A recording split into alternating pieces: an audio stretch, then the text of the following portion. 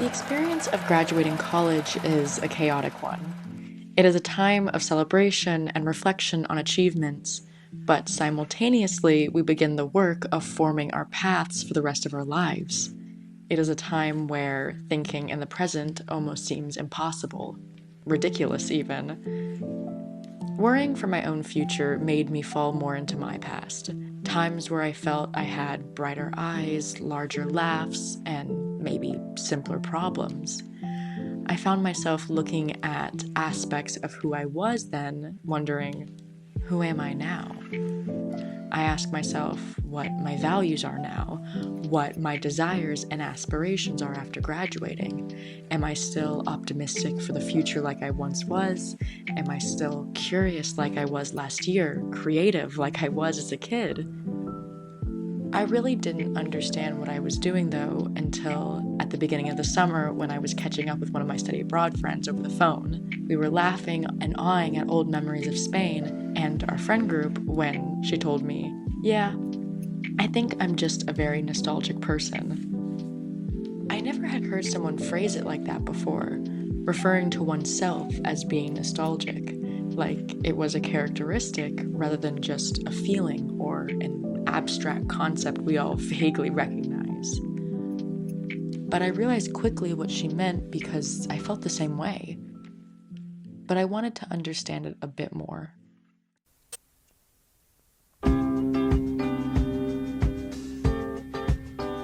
When I first learned about nostalgia, it was through the lens of political history.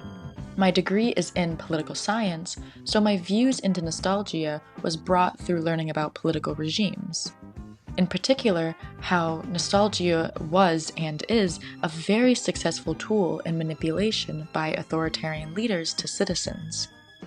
It isn't uncommon, though, for any political figure or anyone with a sense of power to delve into nostalgia to gain attention or support. A popular way to see this in American politics is with "Make America Great Again," a slogan heavily used by Donald J. Trump in his 2016, 2020, and 2024 presidential campaigns. Now, this video is not about that, but to me, the slogan is interesting to analyze, and important for this video. It is interesting how everyone can make meaning of such a small phrase and rally behind it, even if that meaning is completely different to each individual. To give clarity to what I'm saying, we've seen videos of people asking supporters to pinpoint when was America great, an attempt to showcase to audiences and the people right in front of them how such a slogan lacks clear meaning. There is no past that is solely great to return back to, so aren't these people just silly? To me, it is not necessarily that this slogan lacks clear meaning, but rather it is a meaning that is different for everyone hearing or reading it. One's desire to go back to greatness or a better time in the past can mean anything for anyone, and therefore hard to explain to someone and for someone else to understand. And that is through the power of nostalgia. I've seen this feeling occur myself recently when watching the 2012 debate between Mitt Romney and Barack Obama. I felt a sense of desire to go back to a time where presidential candidates respectfully disagreed when formally debating, unlike today's lack of productive discourse. It represents a time when presidential candidates acted civilly, where society acted civilly. That was my great past, one that never existed, but I desire to return to. So, in this context of Make America Great Again, it hits this desire that can resonate with everyone and anyone without the need of clarification. Nostalgia fills in those holes.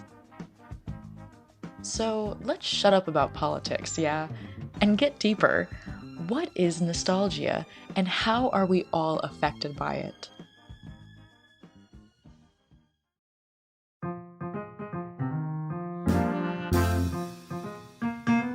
So, there are many different perspectives in philosophy and psychology to explain and understand nostalgia.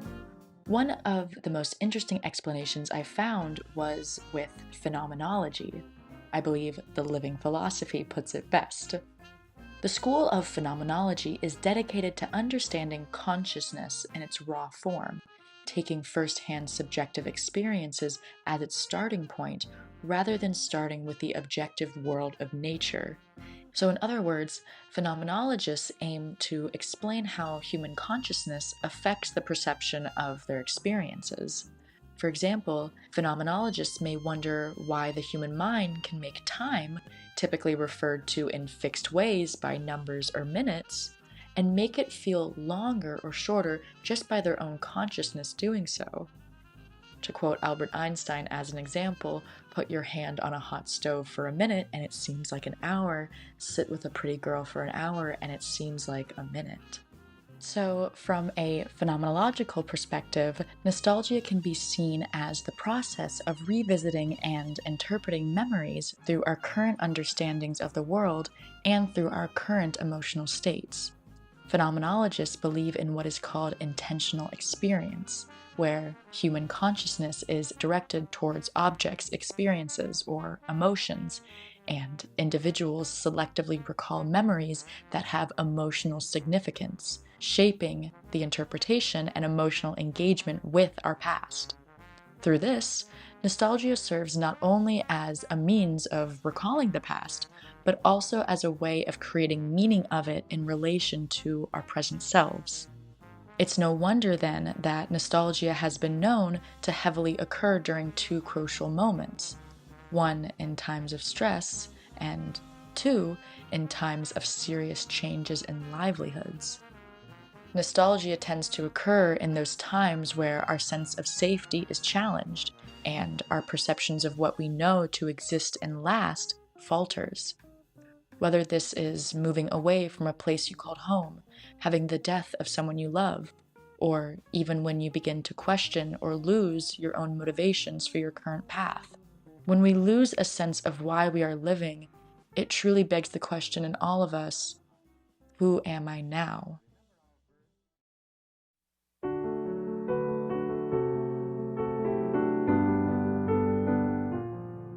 After I graduated college, I still spent some time over the summer in my college town. I would walk around my campus, finding myself seeing people, those I presumed to still be in college, and suddenly feel a longing to be like them again. At the time, I didn't even know what I was doing, and it felt weird, though I slowly realized what I was desiring had nothing really to do with those people, but what they represented to me. Just like how the 2012 presidential debate represented a past of civil society to me, I was idealizing the past through these people, ignoring the hardships that were attached. I think that is something we do a lot with ourselves when we look at our pasts. I knew how hard I had it in college at times. It was a time filled with sleepless nights and hopeless feelings. Yet, I now have moments where all I want is for it back. I think that's because when I look back on college, I get to have the joyful memories with my dear friends I've made, erased from the anxieties of if I would get a good grade, get a certain GPA, get my degree, or be there to even see it. The unknown future isn't terrifying now, as I currently live in the answer to the questions my anxieties begged all throughout college. But I don't live in that answer in my present, and I think that truly is the appeal of the past you. The past you is a you know now ended up okay, one way or another. I think that's something we all desire in our lives, the feeling like the future is bright, the feeling like our future is going to work out for us, something easily seen in the past, but incredibly difficult to see living in our present.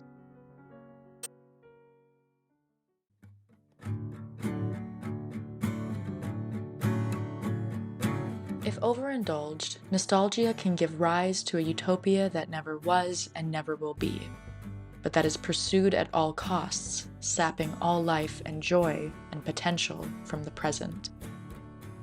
Sometimes I get sad thinking that I will never be in college again. I will never make more of the friendships I did during that time, and what beautiful memories those friendships have.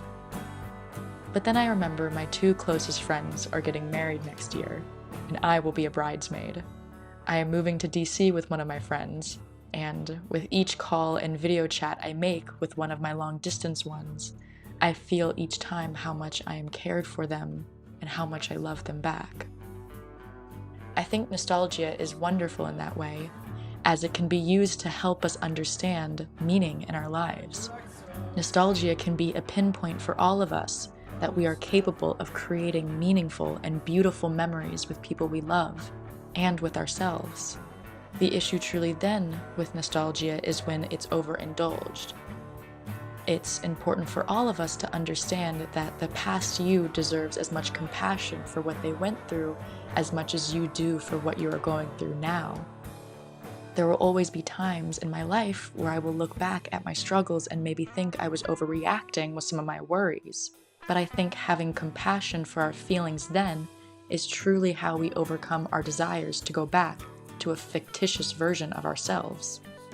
I think that is truly what keeps nostalgia healthy. It is also important to accept that the past can never be repeated or returned to. But what makes it so desirable to go back to is never gone.